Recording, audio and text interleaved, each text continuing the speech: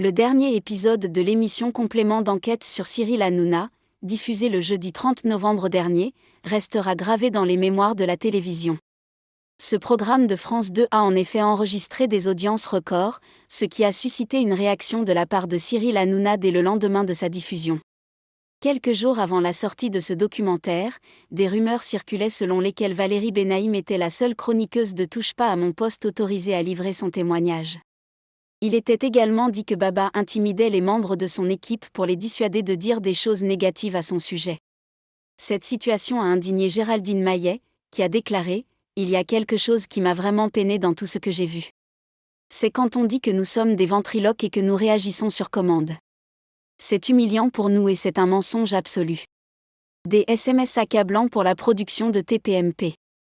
Cyril Hanouna a toujours nié avoir donné des consignes strictes à ses chroniqueurs lors de ce complément d'enquête. Cependant, une nouvelle preuve accablante vient de faire surface.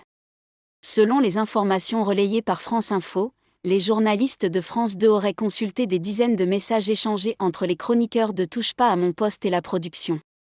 Cela aurait également été le cas en 2019, lorsque Géraldine Maillet a été sollicitée au sujet du film de Caroline Fourest, Sœur d'armes. Dans ces fameux SMS, il semblerait que Géraldine Maillet ait été informée à l'époque qu'elle devait faire l'éloge du long-métrage. Cela aurait été convenu entre Cyril Hanouna et Vincent Bolloré. On pouvait notamment lire dans ces messages « Il faut vraiment que tu le fasses. Pour le film, c'est très important, car c'est une demande de Bolloré. Il faut vraiment que tu regardes ce que dit la critique et que ce soit un vrai coup de cœur. » Une telle pratique va à l'encontre des règles établies par l'Arcom, qui stipule que l'éditeur d'un service de communication audiovisuelle veille à ce que les émissions d'information et les programmes qui y contribuent soient réalisés dans des conditions garantissant l'indépendance de l'information, notamment à l'égard des intérêts économiques de ses actionnaires et de ses annonceurs.